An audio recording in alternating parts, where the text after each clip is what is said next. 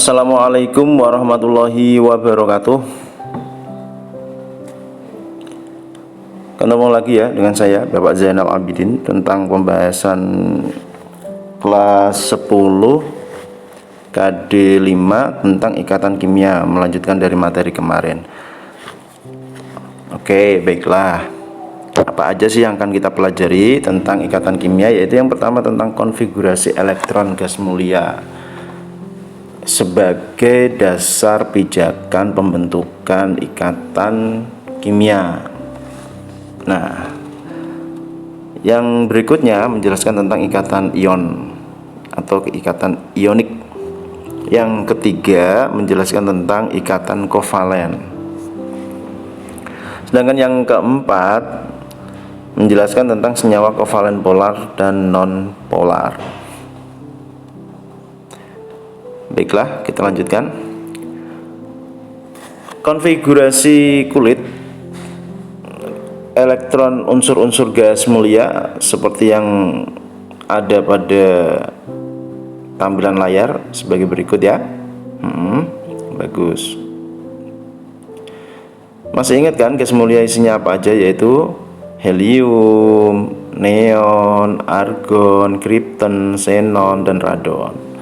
Masing-masing memiliki nomor atom seperti yang tertera pada tabel tersebut. Dengan konfigurasi bisa dilihat yaitu pada kulit K untuk helium hanya pada kulit K saja.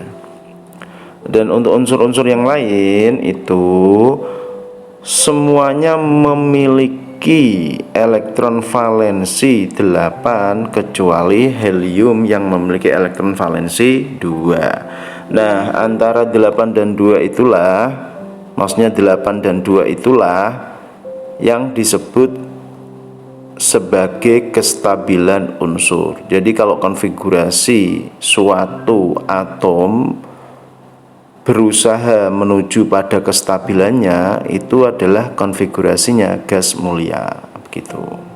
Jadi dia akan meniru konfigurasinya gas mulia. Lah menirunya nanti bagaimana atom-atom yang lain? Bisa dengan melepas, bisa dengan menangkap, bisa dengan menggunakan bersama, penggunaan bersama, begitu. Nah, untuk dua yang mengikuti aturannya helium, konfigurasinya helium itu disebut sebagai mengikuti aturan duplet. Sedangkan yang 8 unsur-unsur selain helium pada gas mulia itu kan elektron valensinya berakhir 8 semuanya tuh. Nah, itu mengikuti istilahnya aturan oktet.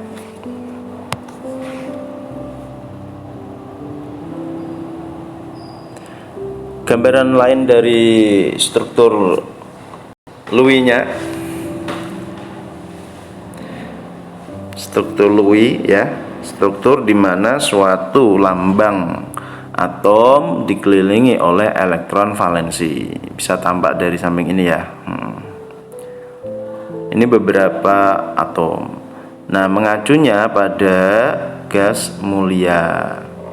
Misalkan atom F. Nah, kita lihat F. Fluorine ya, di golongan 7A bisa, udah ketemu? Bagus.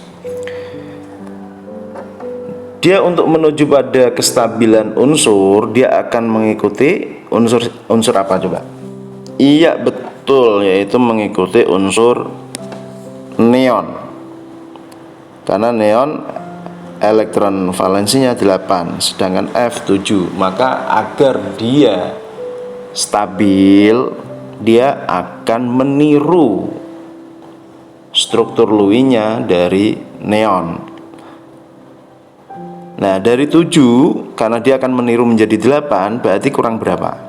1 kan? Betul. Karena kurang 1, berarti dia perlu menangkap 1 elektron lagi. Nah, kalau dia menangkap elektron lagi 1, itu akan membentuk ion anion. Ion yang namanya anion karena ionnya negatif, kan menangkap 1 elektron tuh, ya kan? Bermuatan negatif 1, berarti F min simbolnya nanti gitu. Nah, penasaran kan? Maka unsur yang lain coba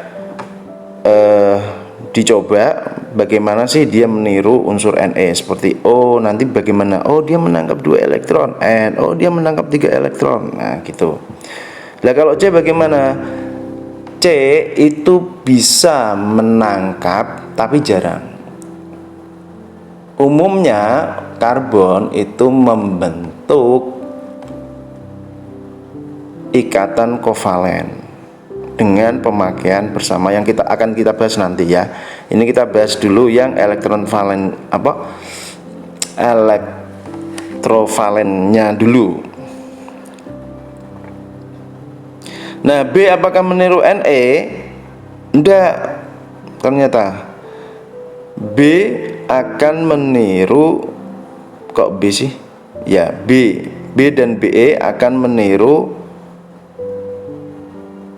He, gitu. Be akan meniru He dan B juga akan meniru He, helium. Helium berapa? Dia aturan duplet, jadi elektron valensinya 2. Nah, Be itu kan punya elektron valensi 2 tadinya gitu. Sudah 2 berarti lah sudah stabil. Belum, dia akan melepaskan 2 karena kan konfigurasinya 2 2. Berarti dia akan melepaskan 2 elektron terluar untuk menjadi Be2+, begitu. Kalau B bagaimana? B itu kan elektron valensinya 3, maka dia akan meniru He yang elektron valensinya 2, maka akan dilepaskan 1. Akan dilepaskan 3 menjadi B3+. Nah, singkat kata untuk golongan 1A, 2A, 3A kecenderungannya melepaskan elektron. Sedangkan golongan 5A, 6A, 7A itu menangkap elektron.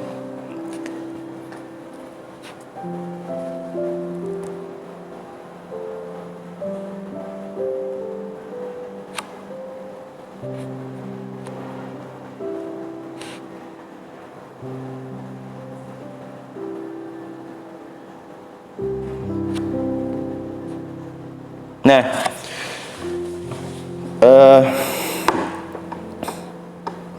nih kita tadi udah cerita tentang melepas dan menangkap kan.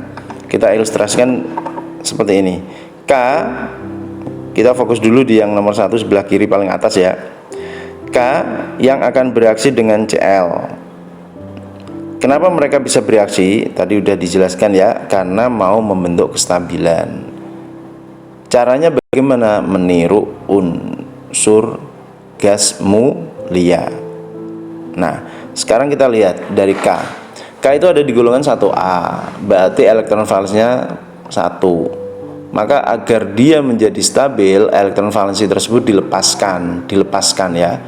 Biar dia konfigurasi akhirnya itu adalah 8. K itu kan konfigurasinya, kalau kita melihat konfigurasi ya, K itu konfigurasinya adalah 2 8 8 1. Nah, kok saya tidak tahu konfigurasi? Lihat materi konfigurasi yang sudah dipelajari kemarin ya. Oke. 2 8 8 1. Maka kalau 1 itu dilepaskan menjadi 2 8 8. Nah, 2 8 8 itu mengikuti konfigurasinya siapa ya? Siapa yo? Ar ya, argon. Argon nomor atomnya 18. Udah paham ya? Jadi akan melepaskan 1. Kalau dia melepaskan 1, maka akan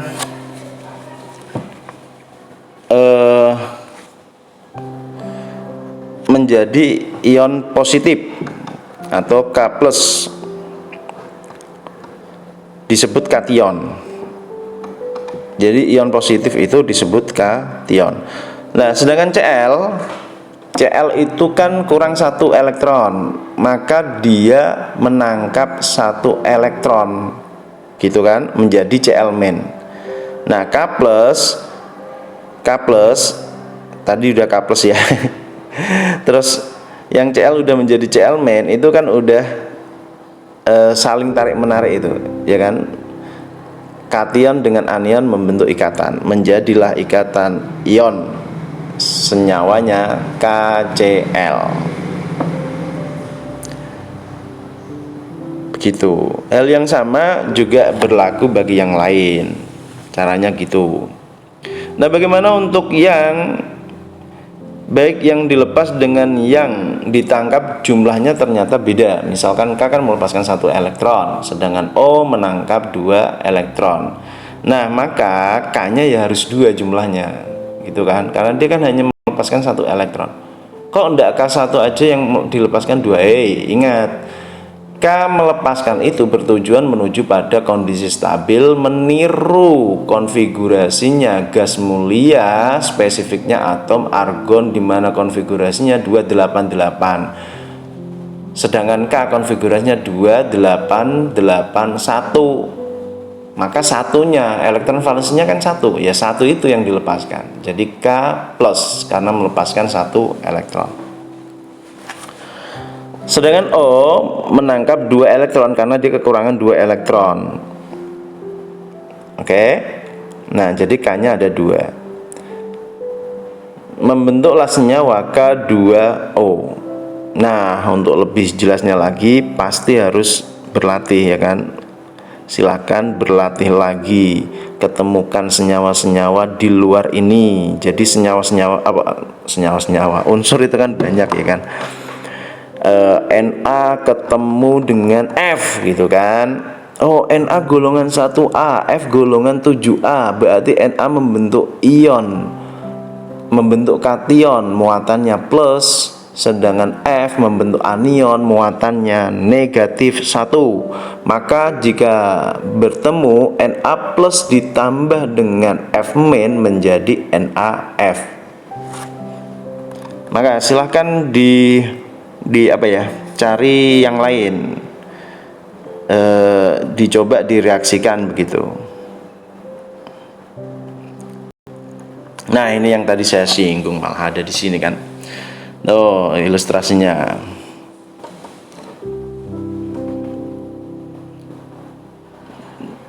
Nah, elektron satunya dilepaskan, jret masuk ke F, bagus.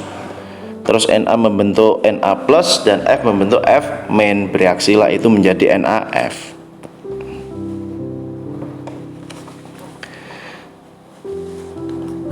Nah, ini juga bisa dipahami sendiri lagi ya. Kok bisa sih melepaskan 1 elektron? Nah, itu dasarnya tadi meniru konfigurasinya gas mulia. Ya, silakan dicoba, dikonstruksi sendiri itu pengetahuannya ya. Nanti kalau ada kesulitan bisa ditanyakan. Nah, ini adalah daftar beberapa pembentukan kation. Ya sama sih seperti sebelumnya ya. Kalau ini rata-rata adalah golongan A begitu. Kalau ini udah masuk golongan B. Nah, gitu ya. Lanjut. Oh, balik dulu saya bentar, cerita dulu. Lah, ini Mn kok banyak melepaskan, ada beberapa gitu. Ada Mn melepaskan 4 elektron, 6 elektron, 7 elektron, begitu kan? Nah, pada dasarnya karena dia ada di golongan logam transisi. Nah, begitu ceritanya ya. Dia berada pada golongan logam transisi, maka memiliki kemampuan untuk membentuk beberapa jenis kation. Jadi tidak hanya satu. Jadi Mn bisa melepaskan 4 elektron, 6 elektron, 7 elektron. Tapi kalau golongan 1A, 2A, 3A, dia kemampuannya hanya melepaskan sesuai yang ada di elektron valensinya itu. Jadi hanya punya satu jenis kation. Misalkan Na berarti membentuk Na plus, tidak ada Na2 plus, tidak ada. Tapi kalau yang di golongan logam transisi itu bisa membentuk lebih dari satu jenis kation.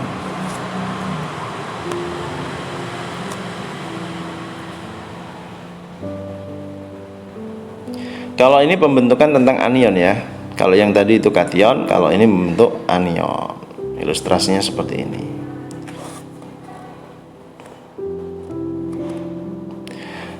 Nah, sekalian saja saya sampaikan beberapa anion poliatomik. Nah, gitu. Lu kok gak hanya satu atom? Iya. Ada juga anion poliatomik. Sekalian aja disampaikan di sini namanya juga. Ya.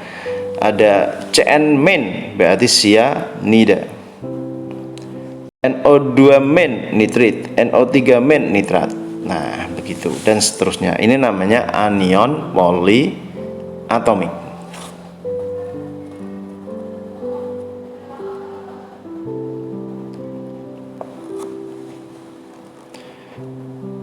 Ini adalah contoh pembentukan ion.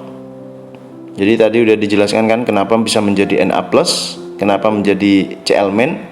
Nah, ini langsung aja, Na+ bereaksi dengan Cl-. Jadi kation Na+ bereaksi dengan anion Cl- menjadi NaCl. Namanya adalah natrium klorida. Gitu. Terus ada lagi yang nomor 12 itu ya, lihat. K+. Nah, K+ kation K+ bereaksi dengan anion poliatomik MnO4 main. Nah, jadilah KMnO4 gitu. Coba lihat nomor 9. Fe3+ dengan SO4 2 main. 3+ dengan 2 main kan belum klop itu ya. Kan yang dilepaskan 3, yang ditangkap cuman 2. Jadi kan belum pas. Maka dibuat pasnya gimana? Maka itu Fe3+ dikalikan 2. Jadi kan menjadi total muatannya plus 6. Sedangkan SO4 2 main itu dikalikan 3. Total muatan jadinya main 6. Nah, ini udah klop. Plus 6 main 6 kan gitu. Nah, pembentukan senyawanya adalah menjadi Fe2SO4 3 kali. Disebutlah besi 3 sulfat. Oke, tadi kita udah membahas tentang ikatan ionik dari beragam ikatan ionik sampai pada pengenalan ikatan ionik yang dari kation golongan logam transisi yang ada beberapa bisa mampu membentuk beberapa jumlah kation, gitu kan? Nah, sekarang kita akan masuk pada ikatan kovalen. Prinsipnya ikatan kovalen itu adalah pemakaian bersama. Jadi masing-masing nyumbang terus dipakai bersama begitu. Nyumbang elektron dipakai bareng-bareng. Kalau yang tadi ionik itu kan prinsipnya memberi dan menerima. Ada yang memberi dan ada yang menerima. Tapi kalau kovalen itu iuran, urunan. Terus dipakai bersama-sama gitu. Oke, contoh aja. Kita lihat antara H dan O. Oh iya, sebelumnya gini, ikatan kovalen akan terjadi pada unsur non logam dengan non logam. Syaratnya itu ya, non logam dengan non logam. Tapi kalau yang ikatan ionik syaratnya adalah terbentuknya dari unsur logam dan non logam. Beda kan? Lanjut aja ya. Sekarang kita reaksikan antara atom hidrogen dengan oksigen. Nah, hidrogen itu kan punya elektron valensi 1. Sedangkan O punya elektron valensi 6. Berarti hidrogen untuk membentuk konfigurasi stabil itu kan meniru helium. Jadi dia akan butuh satu lagi elektron. Kan elektronnya satu tuh, helium kan elektronnya 2, elektron valensnya, maka dia butuh satu lagi. Sedangkan oksigen butuh dua lagi. Nah, dengan demikian bisa pakai bareng-bareng. Jadi kalau kita lihat setelah tanda panah, ya kan, nah itu terus dipakai bareng-bareng. Antara punyanya H dipakai juga O, dan dipakai H, punyanya O juga dipakai H, gitu kan. Maka dia sudah bisa membentuk konfigurasi oktet dan duplet. Untuk O membentuk oktet dan H membentuk duplet. Gimana? Bisa dipahami kan? Lihat strukturnya terus coba dipahami. Oke, lanjut ya. Nah, ini contoh yang simpelnya yang H. H punya elektron valensi 1, ketemu dengan H punya elektron valensi 1. Masing-masing kan butuh 1. Maka masing-masing saling menggunakan, make bareng-bareng. Gitu. Cl juga demikian. Cl butuh 1, berarti masing-masing Cl butuh 1, maka dipakai bareng-bareng yang di tengah itu loh. Nah, itu dipakai bareng-bareng. Itu namanya elektron ikatan, pasangan elektron ikatan, PEI, yang ada di tengah-tengah Cl itu loh, yang ada di tengah-tengah H juga itu loh. Nah, itu namanya pasangan elektron ikatan.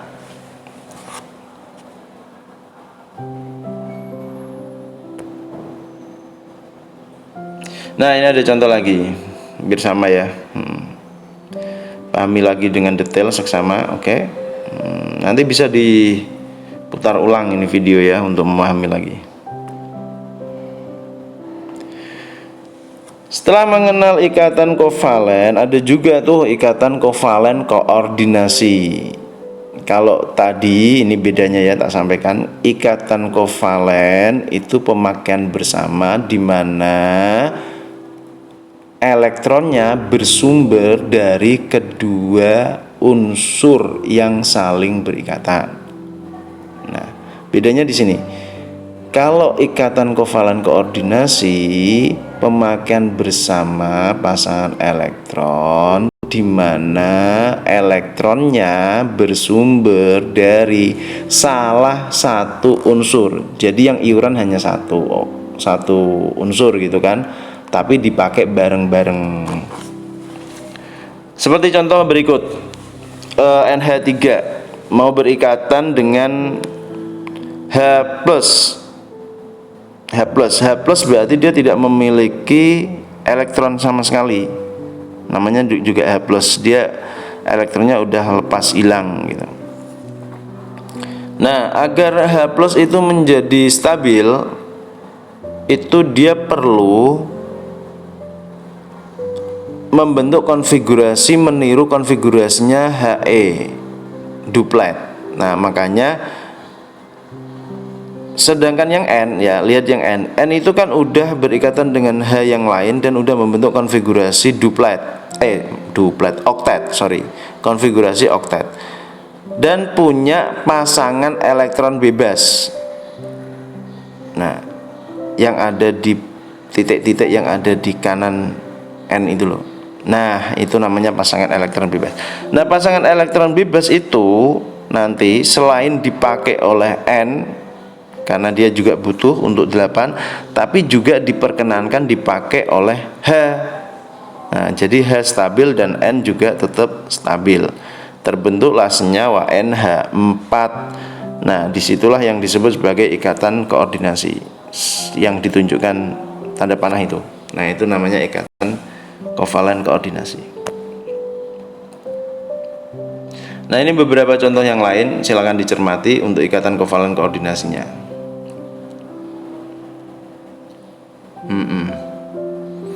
Bagus.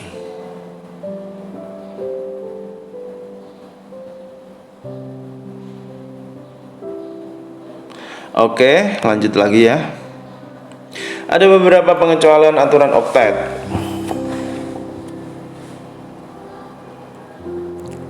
Seperti unsur B itu udah stabil dengan membentuk 6 elektron valensi. Nah, udah saya tulis di situ 6. Nah, NO2 itu juga 7 elektron valensi. Terus PCl5 itu sampai 10 elektron valensi. SF6 itu 12 elektron valensi, ClF3 itu 10 elektron valensi. Nah, itu adalah pengecualian. Jadi dia tidak mengikuti aturannya oktet. Jadi dia bisa stabil tapi bukan tanpa sih. Dia tidak meniru aturannya oktet. Bisa kurang dari oktet, bisa lebih dari oktet. Nah, gitu. Jadi di kimia itu emang unik. Aturannya gini, tapi selalu ada pengecualian. Saya sebenarnya kurang sepakat dengan menyebut kegagalan ya, karena nyampe sekarang pun tetap masih dipakai aturan oktet. Jadi silakan dibaca sendiri lagi ya. Saya lanjutkan dulu. Kepolaran ikatan kovalen. Kepolaran itu apa sih? Polar itu apa sih? Polar itu dimana dia punya kecenderungan gitu loh. Dia memang non logam tapi punya kecenderungan muatan.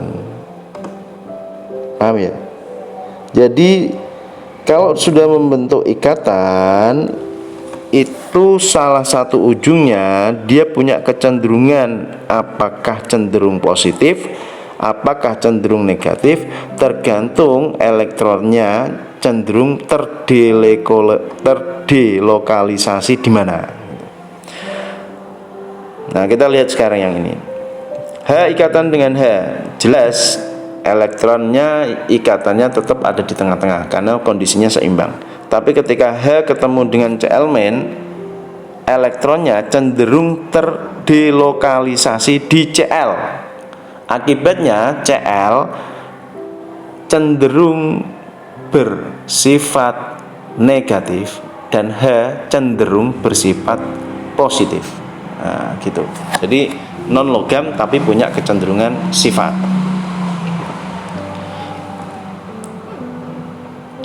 Hampir semua senyawa kovalen asam itu polar, sifatnya polar. Nah, ini sudah saya contohkan tuh. Basa juga demikian, sifatnya polar. NH3 itu masuk kategori basa. Terus semua senyawa yang memiliki pasangan elektron bebas bisa dikategorikan senyawa kovalen polar.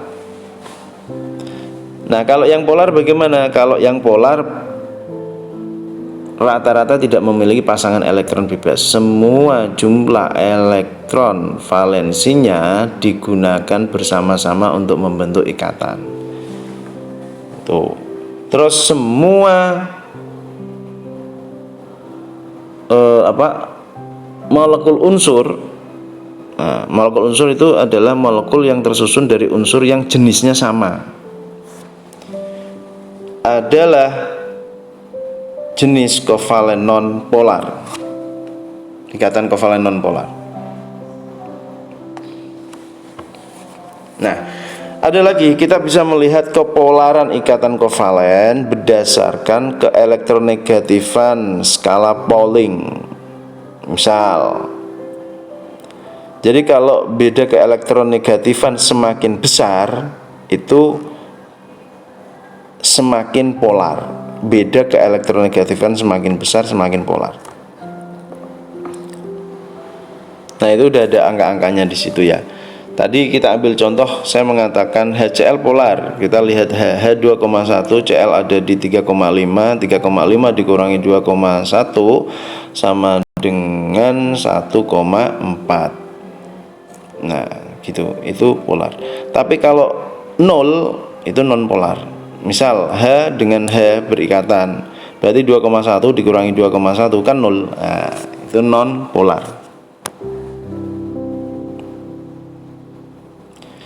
Kita juga bisa melihat dari strukturnya yang tadi udah saya singgung, memiliki pasangan elektron bebas. H2O itu memiliki dua pasang elektron bebas, NH3 memiliki satu pasang elektron bebas, PCl3 memiliki satu pasang elektron bebas, mengakibatkan yang memiliki PeB pasangan elektron bebas maka dia bersifat polar. Nah, secara keseluruhan sekarang, kalau kita melihat structure, karena kan tidak biasa ikatan kimia itu kan tidak hanya terbentuk antara satu unsur dengan satu unsur yang lain, jadi hanya dua gitu, tidak duplet hanya dua unsur gitu, tidak, tapi bisa lebih dari satu unsur. Nah, antara H dengan C sebenarnya secara keelektronegatifan itu kan lumayan. Artinya dia bisa membentuk kepolaran. Cuman permasalahannya adalah bentuk strukturnya itu adalah bentuk struktur simetris. Saya ulangi lagi, bentuk struktur simetris. Nah, namanya adalah tetrahedral. CH3 itu CH4 itu tetrahedral. Oke. Loh, bentuk itu kan belum dipelajari, Pak. Yes, saya hanya memberikan contoh dulu, akan dipelajari nanti semester 2 kalau tidak salah. Ya, ini cukup tahu dulu aja dulu, oke. Jadi simetris. Maka kalau bentuk strukturnya simetris juga bersifat non-polar. Oke, kita simpulkan sekarang. Paling mudah mengamati itu polar atau non-polar. Kita simpulkan. Yang pertama adalah jika dia berupa molekul unsur, jelas non-polar. Nah, itu. Yang kedua adalah jika suatu senyawa memiliki pasangan elektron bebas, pasti polar. Nah, gitu. Itu aja yang mudahnya di situ. Next. Kepolaran ikatan kovalen. Kita akan membandingkan antara ikatan ionik, kovalen polar dan kovalen non-polar terkait dengan kemampuan dia mengantarkan listrik. Nah, gitu. Jadi kalau ikatan ionik padat tidak bisa mengantarkan listrik. Semua yang jenisnya padat tidak bisa mengantarkan listrik. Kenapa? Karena semua elektronnya terdelokalisasi, tidak bisa gerak kemana-mana. Syarat bisa mengantarkan listrik itu elektronnya bisa bergerak bebas, ya kan? Nah, jadi ingat-ingat ya, syarat suatu bahan bisa mengantarkan arus listrik adalah elektronnya bisa bergerak bebas. Nah, kalau padat ionik tidak bisa bergerak bebas. Kovalen polar padat juga tidak bisa gerak bebas, apalagi kovalen non polar gitu kan.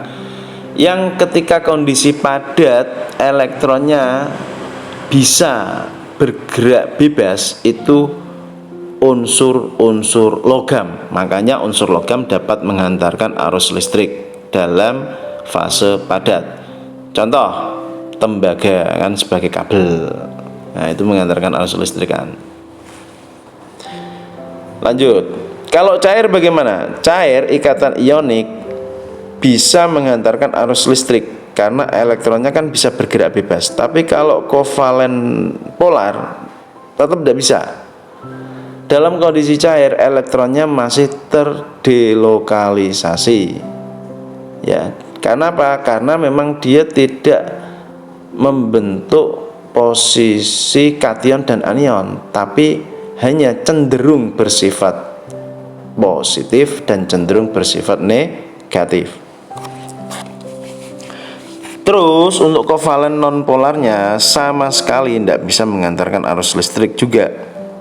Sekarang kalau dalam bentuk larutan baik ionik maupun kovalen polar bisa mengantarkan arus listrik, sedangkan kovalen non-polar tidak bisa menghantarkan arus listrik.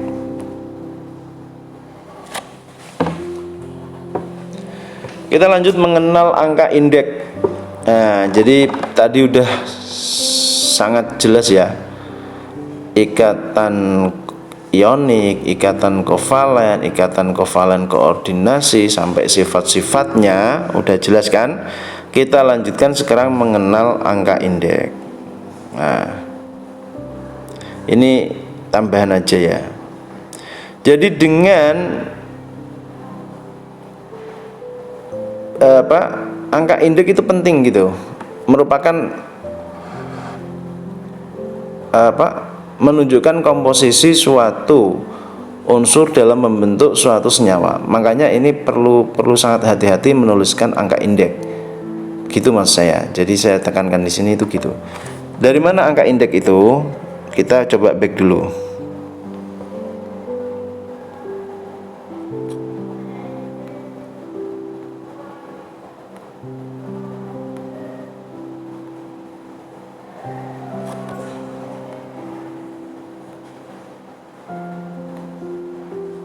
Nah, coba lihat reaksi nomor 9 di mana Fe2. Nah, ada 2 di situ, itu merupakan angka indeks. SO4 3 kali. Nah, ini menunjukkan kalau dalam senyawa tersebut besinya ada 2, sulfatnya ada 3, begitu loh mas saya. Kalau itu Anda ubah, berarti Anda merubah yang namanya senyawa. Jadi senyawanya beda, berubah dia. Contoh lagi, KMNO4. Nah, KMNO4 nomor 12. Itu kalau di bawah K kamu tulis K2MNO4, itu udah senyawa yang beda. Jadi harus hati-hati menuliskan angka indeks. Harus benar maksudnya gitu. Udah paham ya? Oke, lanjut.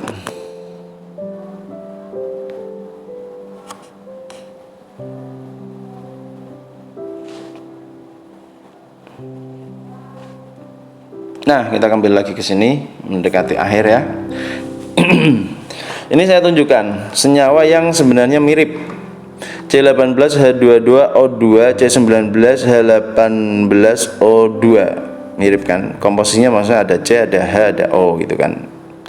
Nah, perbedaannya ada di C, selisih 1 C, 18 dan 19, dan H selisih 4, 24 dan 28. Nah, hanya selisih itu aja ya, secara struktur ternyata perubahannya besar sekali. Karena C18H24O2 itu merupakan hormon testosteron, sedangkan C19H22O2 itu merupakan hormon estrogen. Antara testosteron dengan estrogen jauh-jauh beda banget. Kalau testosteron itu adalah hormonnya laki-laki, nanti akan memicu munculnya kumis gitu kan. Tapi sedangkan yang estrogen itu akan memicu munculnya organ-organ tambahan bagi wanita. Nah, gitu. Jadi beda indeks itu udah beda senyawa gitu mas saya. Maka harus hati-hati dalam menuliskan indeks. Pokoknya nulis di kimia hati-hatilah, karena itu simbol gitu. Beda nulis salah ya salah gitu. Misal gini, ada lagi H2O. H2O itu apa? Air. Kalau H2O2, saya ulang lagi, H2O2 itu adalah peroksida. Nah, hanya selisih 1 O saja itu. Itu zatnya udah beda. Air kamu buat mandi, it's okay, lancar ya kan, mandi pakai air kan, minum pakai air. Tapi yang namanya peroksida H2O2 itu kena kulit langsung iritatif, sangat iritatif sekali. Rambut yang tadinya hitam langsung bisa berubah pigmennya atau rusak pigmennya gitu. Jadi hati-hati dalam menuliskan rumus kimia. Oke, baiklah, apa yang sudah kita pelajari kali ini sudah sampai pada di penghujung. Apabila ada kekurangan maupun kesalahan, mohon maaf. Semoga sukses. Semangat terus belajar. dan terima kasih. Wabillahi taufik wal hidayah. Wassalamualaikum warahmatullahi wabarakatuh.